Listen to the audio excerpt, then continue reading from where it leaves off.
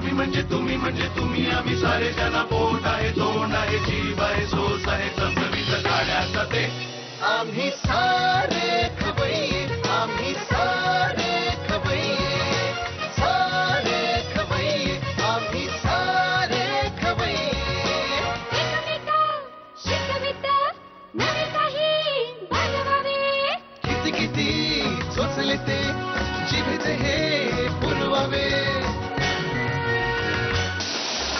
छान छान देशी विदेशी पदार्थ जाणून घ्यावे चुकता चुकता करता करता खावे अन खिलवावे आम्ही सारे खवय्ये आम्ही सारे खवय्ये सारे खवय्ये आम्ही सारे खवय्ये.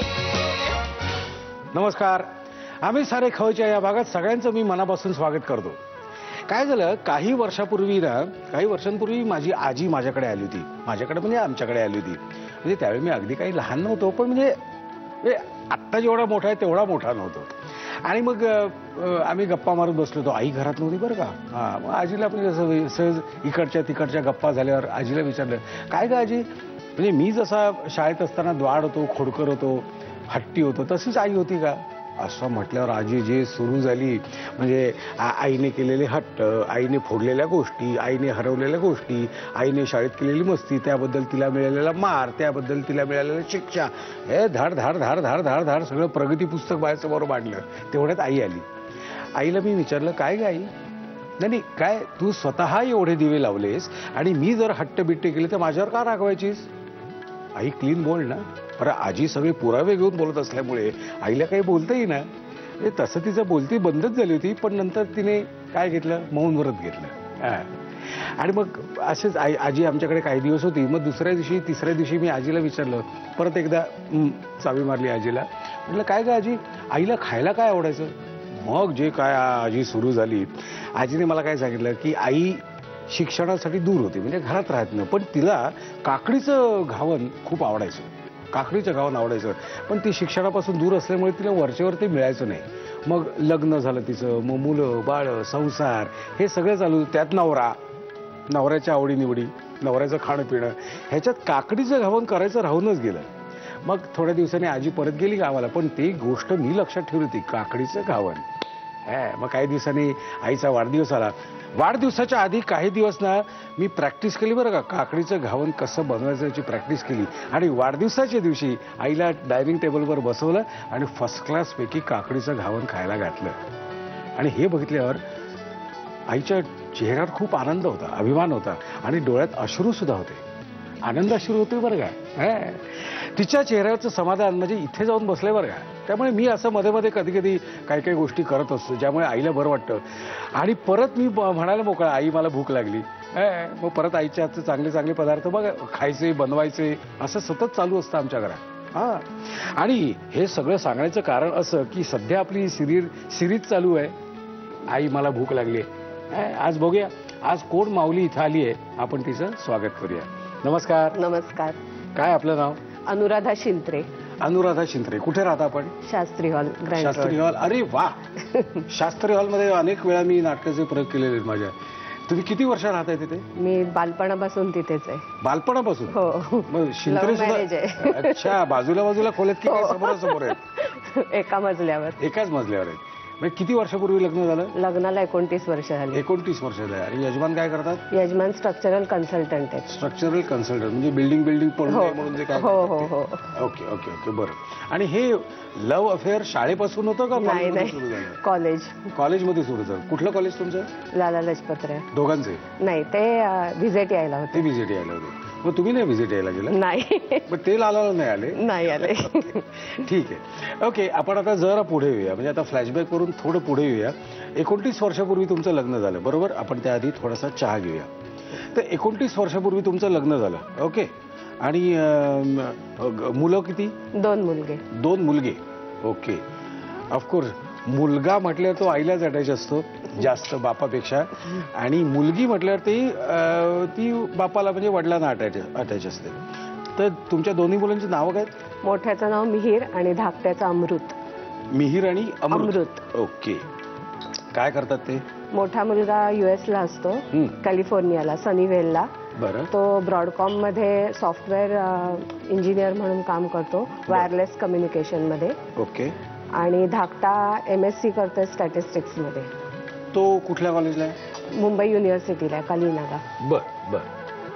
ओके. आता मोठा मुलगा किती वर्ष झाली जाऊन त्याला? त्याला जाऊन 6 वर्ष झाली. 6 वर्ष झाली.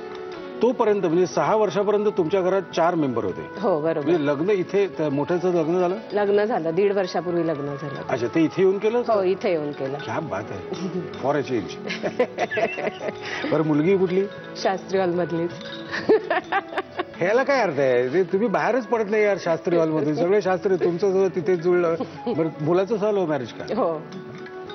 अगदी आईच्या पावलावर पाऊल ठेवून चाललेलं आहे. काय वहिनीचं नाव काय? ती प्रांजली तिचं नाव आहे. प्रांजली. ओके. ती आर्किटेक्ट आहे. बर. आणि ती पण आता तिकडे MS करते. तिकडे जाऊन? हो. म्हणजे स्टुडंट विजावर गेली? हो. Okay okay. बरं, पहिल्यांदा म्हणजे 6 वर्षापूर्वी मोठ्या मुलाचं नाव काय म्हणाल? मिहीर. मिहीर. 6 वर्षापूर्वी जेव्हा मिहीर तिथे गेला, तो शिक्षणासाठी गेला का डायरेक्ट नोकरी? नाही, शिक्षणासाठी गेला, MS करायला गेला. MS करायला गेला. ओके. त्यावेळी विमानतळावर तुम्ही जेव्हा गेला होता, म्हणजे मी तुम्ही गेलेच नाही विमानतळावर. का? मला रडू येईल असं वाटलं म्हणून गेले नाही. बट तू घरातून बाहेर पडताना हो. घरातून बाहेर पडताना थोडंसं वाईट वाटलं असेल. हो नक्कीच. पण दुसरा हाताशी होता त्यामुळे तेवढं नाही वाईट वाटलं. बरोबर आहे. खरंय. ओके.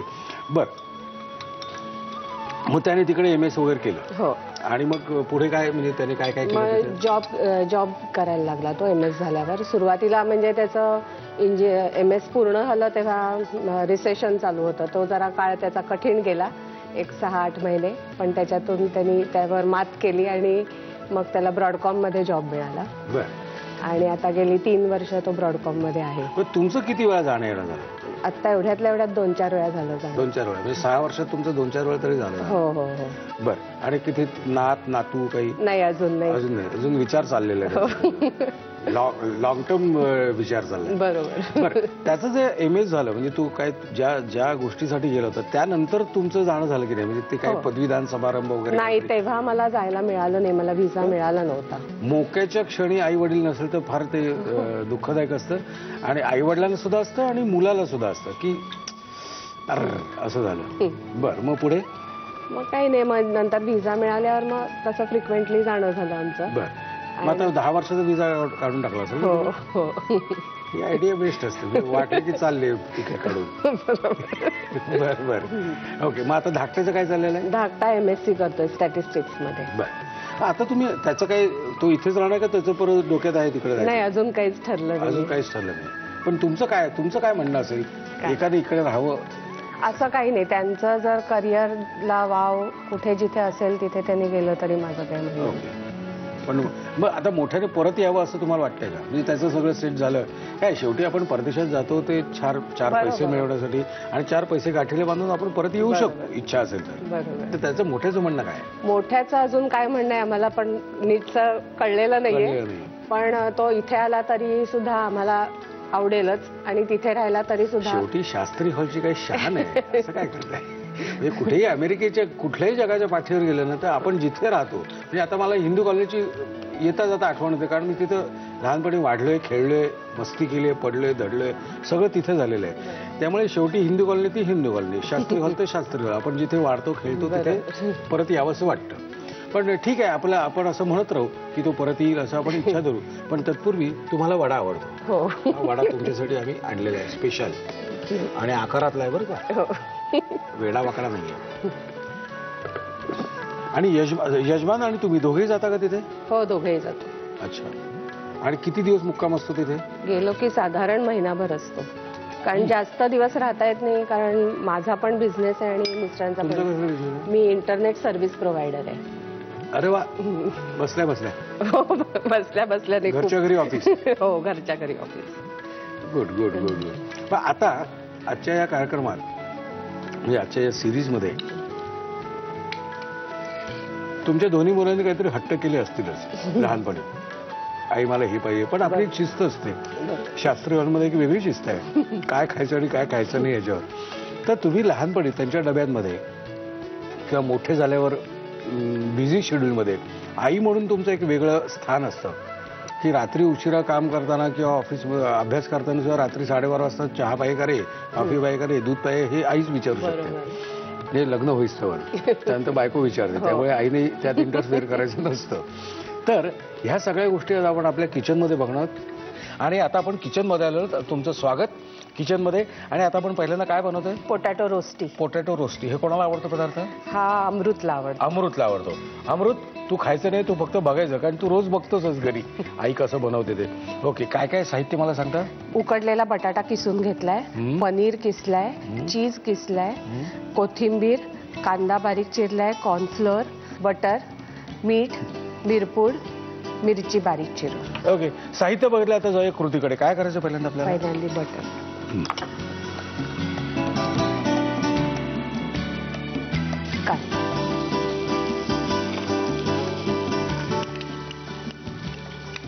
कांदा जरासा थोडा त्याचा रंग बदलला, गुलाबीसर जरा झाला की मग त्याच्यात हिरवी मिरची घालायची. आपण जरा तिखट करूया ना? हो हो, बस जास्त. तुम्ही आणि मीच खाणार आहे. अमृत थोडंच खाणार आहे. बरोबर. झाला आता त्याचा रंग बदललाय. आता काय? आता आपण मीठ आणि मिरपूड घालून घेऊ.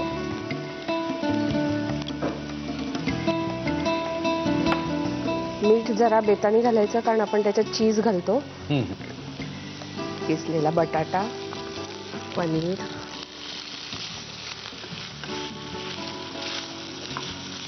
आणि आता चीज पण घालायचं सगळं ना? हो घाल, कारण चीज मुलांना असलं कुठल्याही पदार्थात की ते पदार्थ जास्ती आवडतात. आणि असं चमचमीत असं खायला मिळेल की आपल्या श्रमाचा सुद्धा चीज होतो. बरोबर. वाईट होता ना विनोद? तुमचे चेहरे सांगतायत. प्रशांत नसले विनोद नको करत जाऊस. गॅस बंद कर. बंद करू? हो हो. आता हे गार झालं की आपण पसरट ताटलीमध्ये काढूया. पण हे गार करून मग आपल्याला काय करायचं? त्याच्यात थोडं कॉर्नफ्लोअर घालायचं. आपण हुशार आहोत, पण आपण गार ऑलरेडी आहे, मग कशाला why to waste time. Yes. Okay, आपल्याकडे आता हे थंड मिश्रण तयार आहे. आता काय करायचं? त्याच्यात थोडंसं कॉर्नफ्लोअर घालायचं. ओके, हे कॉर्नफ्लोअरचं काय भूमिका काय याच्यात? भूमिका म्हणजे ते बाइंडिंग एजंट सारखं काम करतं. म्हणजे त्याचं आपण कटलेट सारखं करणार आहोत, त्याच्यात ते सुटणार नाही. Okay okay. आपल्याला पाहिजे तसं असं चपटे पॅटीस. आणि हे कशाबरोबर खाता येईल आपल्याला? हे नुसतंच खायचं टोमॅटो केचप बरोबर. फार फार तर टोमॅटो खूप छान लागतं टोमॅटो केचप. आणि मग सर्व करताना फक्त वरून कोथिंबीर घालायची.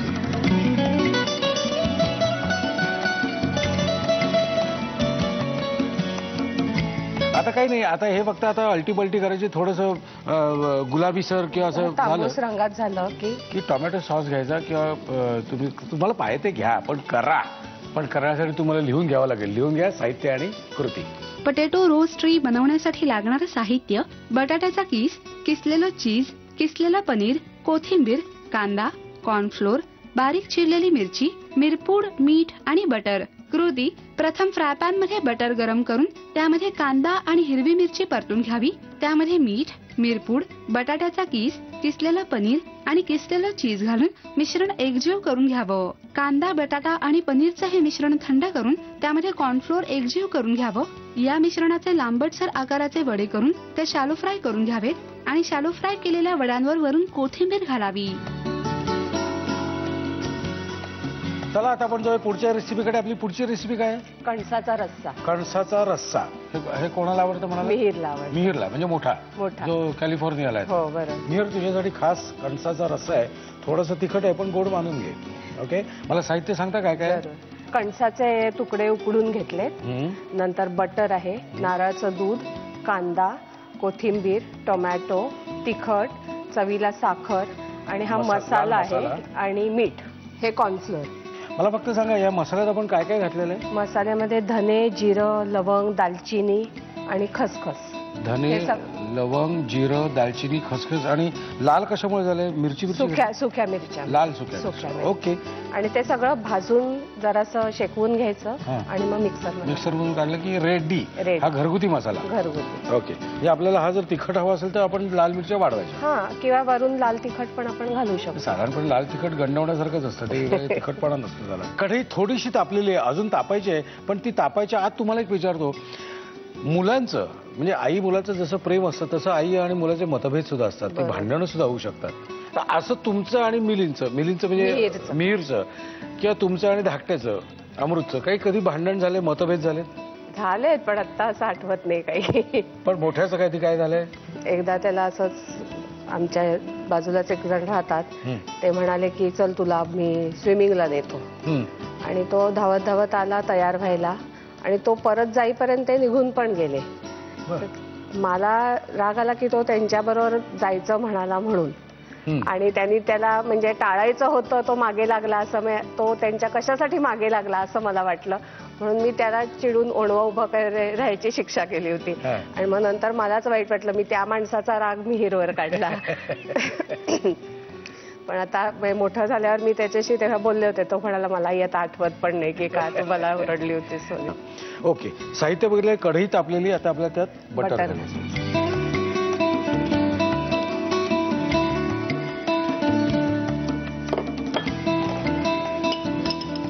कांदा घालूया आपण. थोडासा गुलाबी झाला कांदा की त्याच्यात टोमॅटो घालायचा. आता हे एकीकडे शिजत आहे, तोपर्यंत आपण नारळाच्या दुधाला मसाला लावून घेऊ. बाउल देऊ? हो चालेल. नारळाचं दूध, हे काय आपण करतो? हा नारळाचं दूध ते ग्रेव्हीसाठी नारळाचं दूध घालायचं. आता मीठ घालायचं,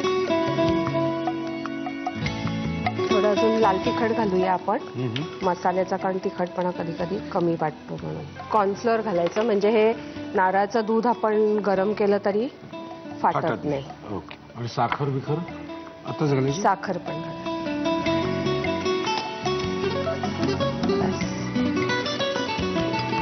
हा पदार्थ कसा काय सुचला? आमच्या शेजारच्या एक काकू करायच्या, त्यांच्याकडचा खाल्ला, मला आवडला.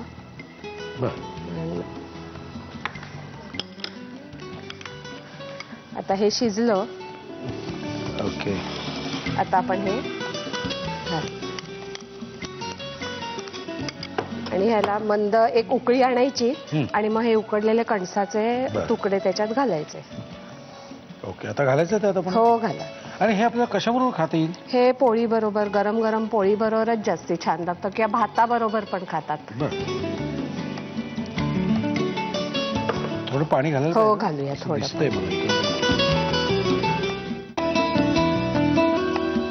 मस्त, first class. Ready? Yes. Ready to eat, ready to serve. फक्त कोथिंबीर जराशी सर्व करताना कोथिंबीर आत्ताच घालू का? हो चालेल.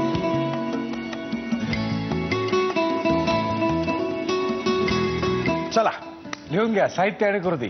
कणसाचा रस्सा बनवण्यासाठी लागणारं साहित्य: उकडलेल्या कणसाचे तुकडे, नारळाचं दूध, बटर, टोमॅटो, कॉर्नफ्लोअर, कोथिंबीर, कांदा, तिखट, स्पेशल मसाला आणि मीठ. कृती: धने, जिरे, लवंग, दालचिनी, सुक्या लाल मिरच्या आणि खसखस हे मिश्रण मिक्सरला एकत्र वाटून स्पेशल मसाला तयार करावा. कढईमध्ये बटर गरम करून त्यामध्ये कांदा आणि टोमॅटो परतून घ्यावा. एका बाउलमध्ये नारळाचं दूध घेऊन त्यामध्ये स्पेशल मसाला, मीठ, तिखट, कॉर्नफ्लोअर, साखर आणि मीठ घालून मिश्रण एकजीव करून घ्यावं. कढईमध्ये नारळाच्या दुधाचं एकजीव केलेलं मिश्रण उकडलेल्या कणसाचे तुकडे आणि कोथिंबीर घालून शिजवून डिश सर्व्ह करावी. अमृत आणि मिहिरसाठीचे दोन्ही पदार्थ तयार केलेले आहेत, आणि आता मी ते खाऊन बघणार आहे. अमृत, आय एम सॉरी, तुला खाता येणार नाही, मी खाणार आहे, आणि मिहिर तुलाही खाता येणार नाही. तुम्ही पण खाऊन बघा.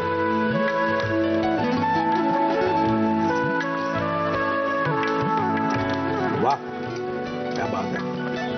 लहानपणी एक बरं असतं की असं काही झालं, ताप बीप आला की थैथाट करायचं, रडत बसायचं, आणि मग आई आपल्या जवळ घेते, थोपटते, अंगाई म्हणते, त्यानंतर छान गुरगुट्या भात करून देते, लिंबाचं लोणचं भरवते, मग पाण्याच्या घड्याबिड्या ठेवते. हे सगळं लहानपणी असतं. पण आपण जसजसे मोठे होतो ना, तसं आपल्याला असं एक असं जबाबदारीने वागायला पाहिजे, असं लहानपणापासून असं हॅमर केलेलं असतं आई वडिलांनी. आता तू मोठा झालाय, आता जबाबदारीने वागायला पाहिजे. तर माझंही तेच होतं की आजही मी आजारी बिजारी पडलो ना, वर्षातून 3-4 दिवस, की आता आजारी पडायचं, आणि मग बाकी थैथैट काही करता येत नाही ना. आईकडे कसं मागायचं गुरगुट्या भात वगैरे. तर असंच आजारी पडलो तो, तर मग आईने स्वतःच आली आणि मग तुला गुरगुट्या भात देऊ का? अरे वा, दे की. मग अर्धा ताप तिथेच कमी झाला माझा. मग तिने आणून दिला मस्तपैकी गुरगावड्या भात, तूप मीठ भात, आहा, आणि मग ते लिंबाचं लोणचं, गोड्या लिंबाचं लोणचं, असं सगळं मी खाणार वेळात आई म्हणाली, थांब मी तुला भरवते. अरे म्हटलं वा, उत्तम. मग मी तो भात खाल्ला आणि नंतर आई म्हणाली, तर अंगाई बिंगाई गाणी बिणी म्हणायला सांगू नकोस असं म्हणून ती गेली. मी पण झोपलं. थोडक्यात काय त्या गोष्टी त्या वेळात जरी करायच्या असल्या तरी आई आणि मुलगा ह्याच्यातलं जे अंतर आहे ते कमी होत नाही. ते अंतर तेवढंच राहतं. म्हणजे मी कितीही मोठा झालो तरी आईही मोठी होते आणि ते रिलेशन्स तसे राहतात. त्यामुळे आई हा आपला एक हक्काची जागा आहे, जिथे आपण काही बोलू शकतो, काही मागू शकतो आणि भरपूर चुका करू शकतो. काही आई आपल्याला माफ करते, आहे की नाही. तर आमची ही सिरीज त्याच्यावरच बेस्ट आहे.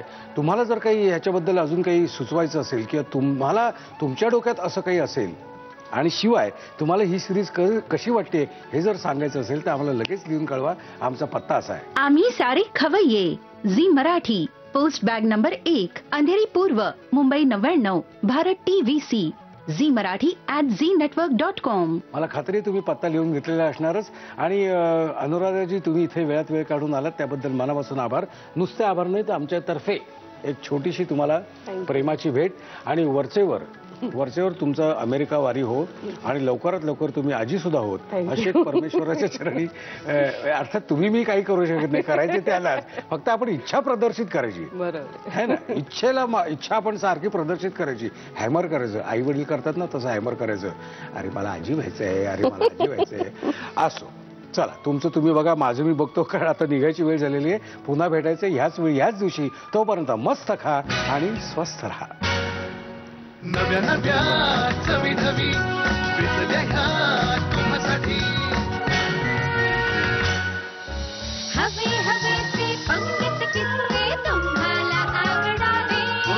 खाणार आजच्या 2 ज्या रेसिपीज आहेत त्या थोड्याशा वेस्टर्न रेसिपीज आहेत.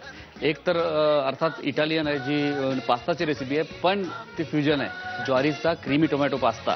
आणि दुसरी रेसिपी आहे Lebanese eggplant dip with pita. खवय्ये